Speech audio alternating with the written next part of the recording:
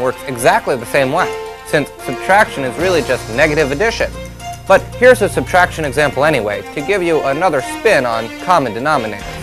Take the problem 2x over x squared plus x minus 2 minus x squared over x squared plus 5x plus 6. This time, before we form a common denominator, let's try factoring each denominator. You know from our first video how to factor, so you should find that x squared plus x minus 2 factors to x minus 1 and x plus 2, and x squared plus 5x plus 6 factors to x plus 3 times x plus 2.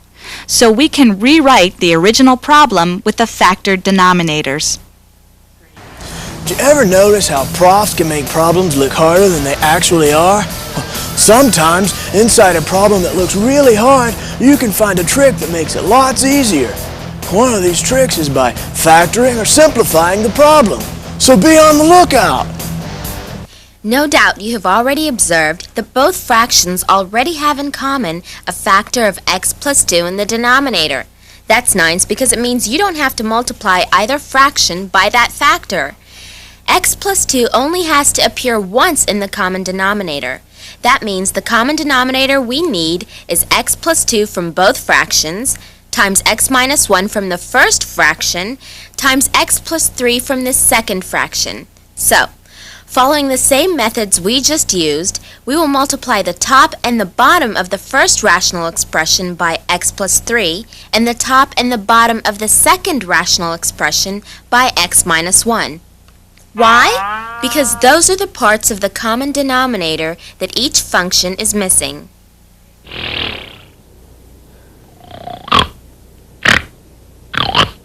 Next, we put each rational function into the standard form, which requires FOILing, or multiplying, the top and bottom of each expression, as you see here. Then we combine the numerators, keeping the common denominator, which gives us a final answer in standard form of negative x cubed plus 3x squared plus 6x over x cubed plus 4x squared plus x minus 6.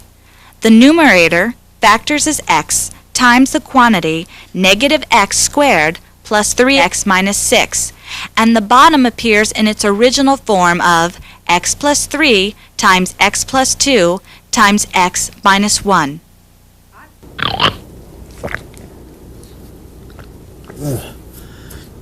Man, this stuff is absolutely insane. Fool, these functions aren't insane, they're rational. I'll pity the fool who drools on his textbook. Now we have looked at each of the 4 operations in isolation, but of course some problems you run across in rational functions will require combination of operations. Here's a typical example. Simplify the following expression: 1 plus 2x plus 1 over 2x minus 1 over 1 minus 2x minus 1 over 2x plus 1. This is a compound fraction, so it's a division problem. And this is a compound fracture, but that's not important right now. Normally, we would invert and multiply. But that requires the top and bottom to be in a standard form. So the first step in this problem is to put the top and bottom into a standard form. Now, the top and the bottom involve addition and subtraction. So to put each into the standard form, we need common denominators. We will do each part separately, beginning with the top part of the main fraction, 1 plus 2x plus 1 over 2x minus 1. Rewrite the 1 as a fraction with the same denominator. Then add across the numerator. You get 4x on the top, so the answer here is 4x over 2x minus 1. The bottom of the main fraction works out in the same way, setting 1 equal to 2x plus 1 over 2x plus 1, and simplifying to 2 over 2x plus 1. Now we can use these in the original problem. To do the division, all you do is invert and multiply. Invert and multiply. So here goes.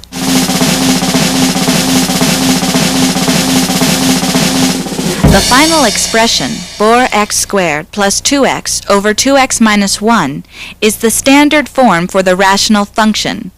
The next to the last expression, 2x times 2x plus 1 over 2x minus 1, has the top and bottom factored and is also an acceptable answer. So, Radical 49, now listen. Remember when you multiply your rational functions, you just multiply the numerators together and then the denominators. When you divide rational functions, you simply invert the second fraction and then multiply. When you add or subtract, you find a common denominator, multiply each term by the part of the common denominator not already in the term, then add or subtract across. Ampersand, I'm busy now. Why don't you just sit and spin? Radical 49 out. Ooh. Section E, Graphing Rational Functions. As you know, a graph can give you a lot of information about a function.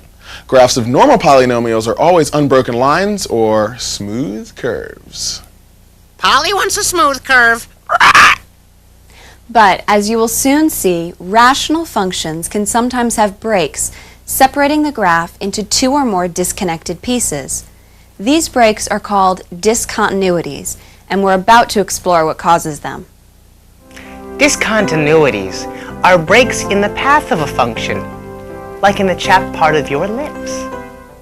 Polynomials have no breaks or discontinuities because polynomials only involve addition, subtraction, and multiplication. These are all perfectly safe operations and can never cause you any difficulties. But, unlike polynomials, rational functions involve division, which is not always a safe operation. In fact, there is one situation in which division is not only unsafe, it's impossible. You cannot divide by 0. No one, not even the guru on the mountain, can divide by 0. In terms of fractions, this means you cannot have a fraction with a 0 in the denominator. Never! Not ever! We've seen that the standard form for a rational function is a fraction with a polynomial on the top and one on the bottom. Rational is Polly on the top and Polly on the bottom. That means that you're dividing by something that is a variable quantity. And since you don't know the value for x, you can't be sure of the value on the bottom of the fraction. Mom always said variable in the denominator's like a box of chocolates. You never know what you're gonna get. I gotta pee. So it's possible that some value of x will lead to division by 0. If so, that value is straight up off limits as far as the rational function is concerned. Example, if f of x equals x plus 2 over x minus 1, then when x equals 1, the function value becomes 1 plus 2 over 1 minus 1, which is 3 over 0, with 0 in the denominator. That's so no good. For this function, choosing x equals 1 is a bad idea. Bad.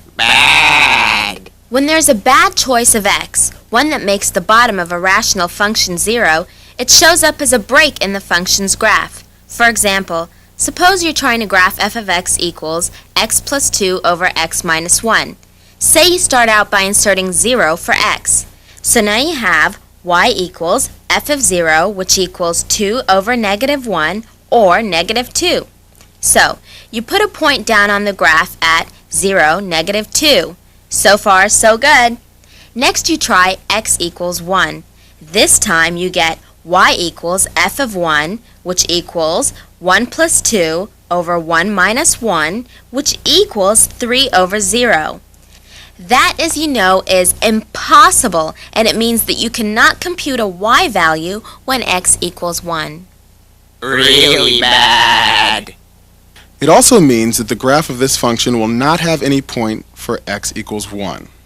There will be points to the left of x equals 1, like at 0.9 and 0.99, and points to the right at, say, 1.1 or 1.01, but there cannot be a point on the graph exactly at x equals 1. That is what shows up as a break, or discontinuity. The graph is separated into two disconnected pieces at x equals 1. Now, rational functions don't always work this way. Take the graph of f of x equals 1 over x squared plus 1. Notice that for this case, no matter what number you choose for x, the denominator will never come out to be 0. Observe that the graph is smooth and unbroken, like the seal on a bottle of bourbon. But don't forget that as a general rule, when you deal with rational functions, you must expect the possibility that the denominator might turn out to be 0. Did you get that? Okay, let's review. For a polynomial, the graph is a smooth, unbroken curve. But for a rational function, some values of x might lead to a 0 in the denominator. That is an impossible situation because there is no y for such an x. At that point, there's no value for the function and there's a break in the graph. Bang! Cool beans! A break can show up in one of two ways. The simpler type of break is just a missing point on the graph. This function is an example of this type of break. Y equals x squared minus x minus 6 over x minus 3. The graph looks like this. The gap that appears in the graph is at the point where x equals 3. If you try to substitute 3 for x in the equation, the result is y equals 0 over 0. That's not possible, not feasible, and not allowed. So there is no y for x equals 3. This is a typical example of the missing point syndrome, and conveniently, it always goes with a result like 0 over 0. When you see a result of 0 over 0, it also tells you that it should be possible to factor the top and bottom of the rational function and simplify. In the example at hand, the top factors to x minus 3 times x plus 2. The x minus 3 on the top cancels with the bottom, so the whole function simplifies to y equals x plus 2. For this kind of a break, the missing point is kind of a loophole or technicality. For the original function without simplifying, x equals 3 is a bad point because it leads to division by 0. But if you simplify first, then there's no problem with x equals 3. Although this isn't that common in practice, it turns out to be one of the key ideas in calculus. Not that you'll ever take any more math after this pre-calc business, but... What's that? Oh, you didn't think you would be finished with math after pre-calc, did you? Innocent child, we have much more fun for you. Trigonometry, calculus, and my favorite, statistics. Hey, wait a minute. Math is fun. It's the kind of thing you should practice your whole life, especially when your cable is on the fritz. So that's the lowdown on the first kind of break in a rational function graph, known to math heads as a removable singularity. In contrast to the unremovable plurality, which for all intents and purposes doesn't exist. But that's not important right now. Removable singularity appears simply as a missing point on the graph and occurs when putting in a number for x leads to 0 over 0. For this kind of break, if you factor and simplify the rational function, the division by 0 can be avoided. Now let's take a look at the second kind of break. Section F. Asymptotes, an introduction. What is the second type of break in a rational function? Is it a coffee break? No! How about a shake and break? No! Thanks, Mom. No. We're talking about a break where you find a new graph feature called an asymptote. Radical 49. Ampersand also gave me these to show you. More photos? Your target. Memorize these views so you can recognize her when you see her. Does she have a name? They call her asymptotally. Look at here at this graph of f of x equals x plus 2 over x minus 1. At the point where x equals 1, there is no y value because the 0 appears in the denominator. But what happens at an x value that is nearly equal to 1? Well, if x equals 1.5, then y equals 1.5 plus 2 over 1.5 minus 1, which is 7. If x equals 1.4, which is even closer to the bad point, we get y equals 1.4 plus 2 over 1.4 minus 1, which equals 8.5. At x equals 1.3, y equals 11. At x equals 1.2, y equals 16. And at x equals 1.1, y equals 31. As these data points show, if x is just slightly more than 1, y is pretty big, and the closer x gets to 1, the bigger the y. If you extend the graph higher towards the top of the diagram, the curve becomes an almost straight vertical line. So this is what we've been looking for. When a graph appears to extend out so that it nearly lies right on a straight line, that line is called an asymptote. For our example, so far we have only examined the graph on the right side of the break. But let's check out the other side. As before, we'll see what happens when x is near 1, but this time we will choose values that are less than 1. For x equals 1/2, we find y equals 2.5 over negative 0.5 equals negative 5. For x equals 0.6, y is negative 6.5.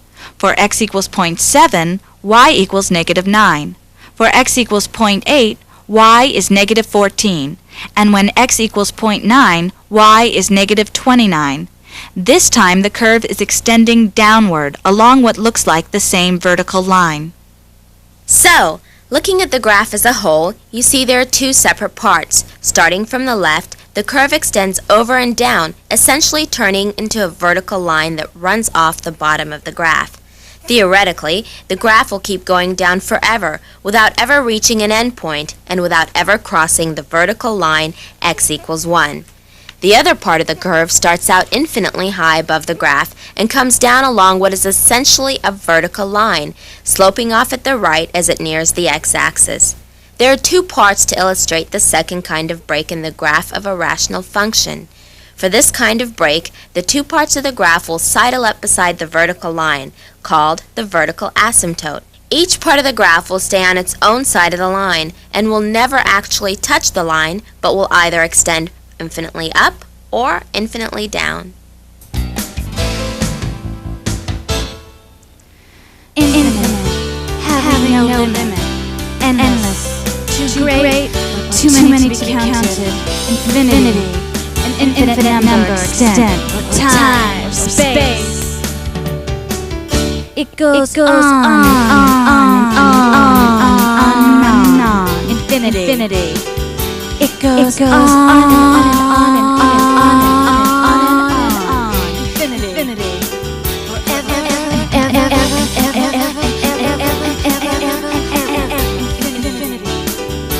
Other graphs with vertical asymptotes may both turn up, both turn down, or one part can go each way, as with the first example. Right. Now then, the asymptote is a difficult pre-calculus concept, mainly because it is hard to pronounce. Pity the ancient Greeks who evidently had to pronounce it all the time. I pity you, fool! But maybe it will help you to know that symptote had the ancient Greek meaning to come together or to meet. So the asymptote is the line that a curve approaches but never meets or touches. There she is! She appears in almost every rational function.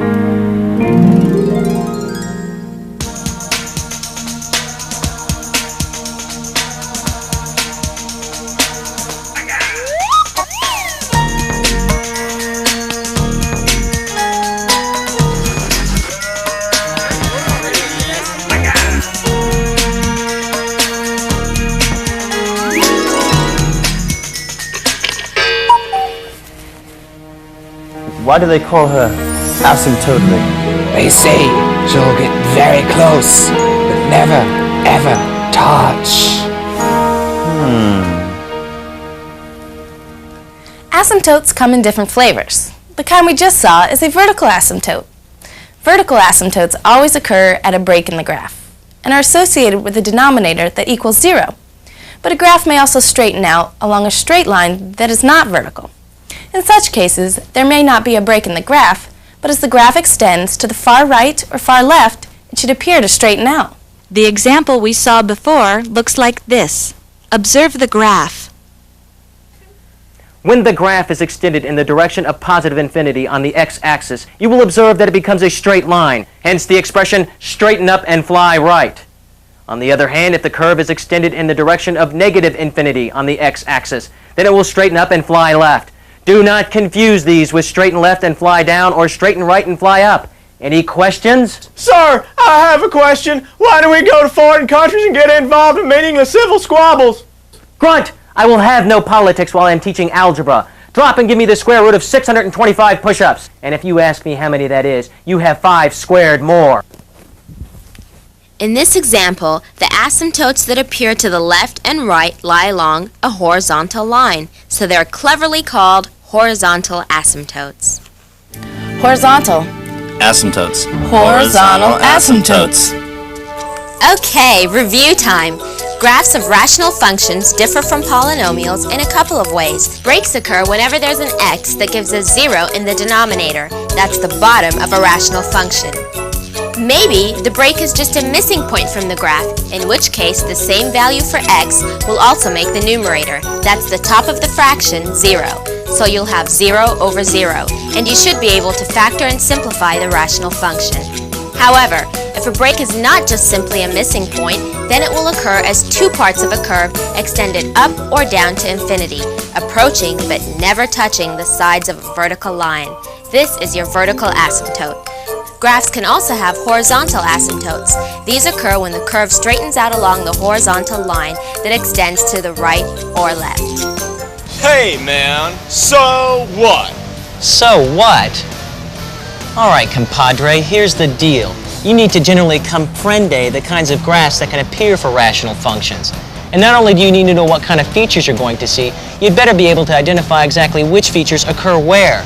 Bottom line, you need to find where your asymptotes are at. And you're about to find out how to do just that. That's what.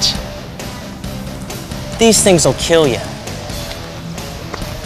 Kid doesn't know his asymptote from his elbow. Section G. Finding asymptotes.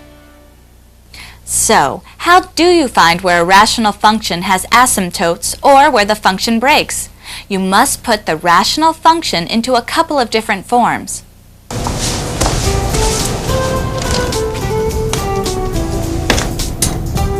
Hungry? I like to take advantage of these rational functions. Really? Would you care to see a few other forms a rational function can take? What should I say to a strange man who asks me about rational functions? You should say yes. I should say maybe. Have you ever seen a communicator that doubles as a pre-calculus graphing matrix? Maybe. Yeah. You know the standard form for a rational function. For example, y equals x squared minus 6 over x squared minus 4 is in the standard form.